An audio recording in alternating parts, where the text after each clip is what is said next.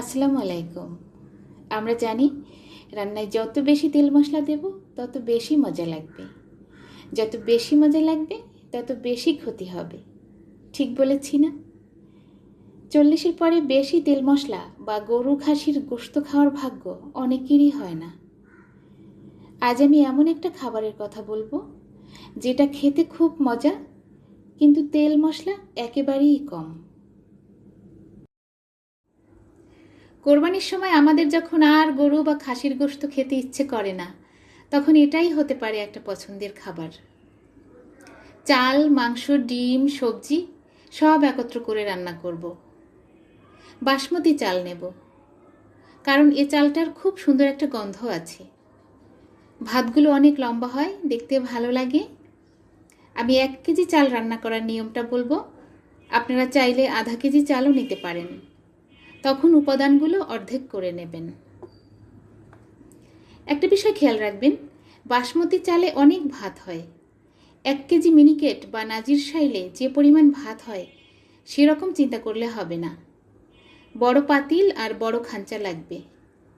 এখানে আরেকটু কথা বলে রাখি, পাতলা পাতিলে খুব কম সময়ে পোড়া লেগে যায়।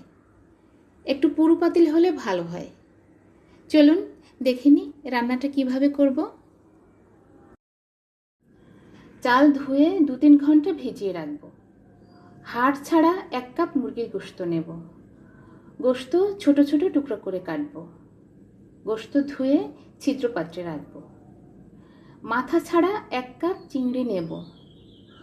চিংড়ির খোসা অবশ্যই ছাড়াতে হবে, কারণ খোসায় শ্যাওলা থাকে, শ্যাওলার সাথে বালু আটকে থাকে। চিংড়ির খোসা ছাড়িয়ে ছিদ্র পাত্রে রাখবো। গোশত আর চিংড়ির পানি ঝরে গেলে একটা বাটিতে এ দুটো জিনিস নেব।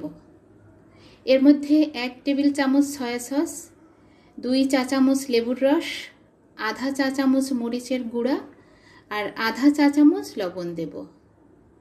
ভালো করে মেখে 2 ঘন্টা রেখে দেব। আমরা জানি এভাবে রেখে দেওয়াকে বলা হয় ম্যারিনেট।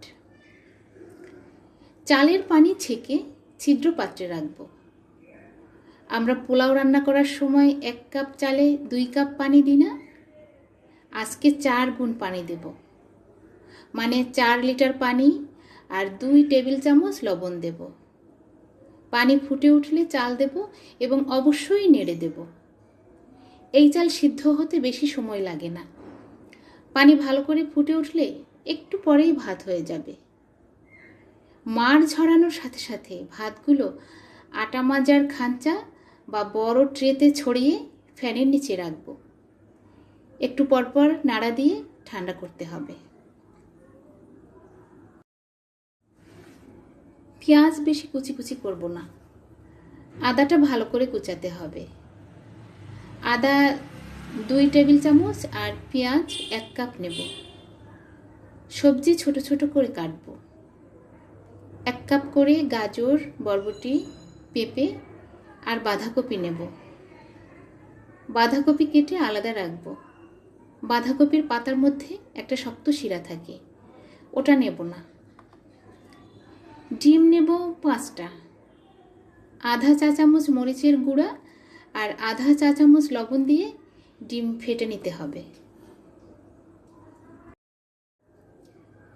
এবার একটা বড় মুখের পাতিল নেব।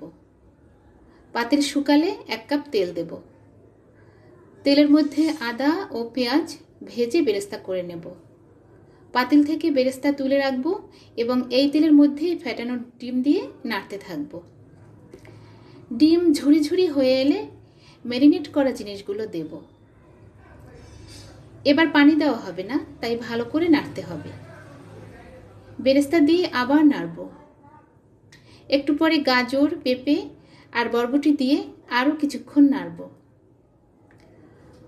চুলোর আঁচ কমিয়ে 1 চা চামচ বাটা কাঁচা মরিচ আর 1 টেবিল চামচ সয়া সস দেব।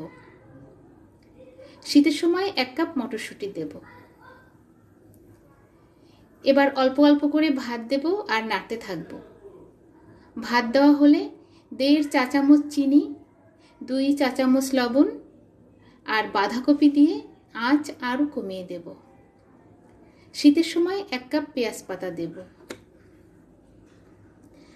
বাঁধাকপি সিদ্ধ হয়ে গেলে চুলা বন্ধ করে দেব। হয়ে গেল আমাদের থাই রাইস। এখন প্রশ্ন হচ্ছে, খাবো কি দিয়ে? যে কোনো কারি বা স্যুপ বা দেশি পদ্ধতিতে রান্না যে কোনো মাছ বা গোশত দিয়ে খেতে পারবেন। কোনো কিছু ছাড়াই খেয়ে দেখুন না। আশা করি এই খাবারটা আপনাদের ভালো লাগবে। আল্লাহ হাফেজ।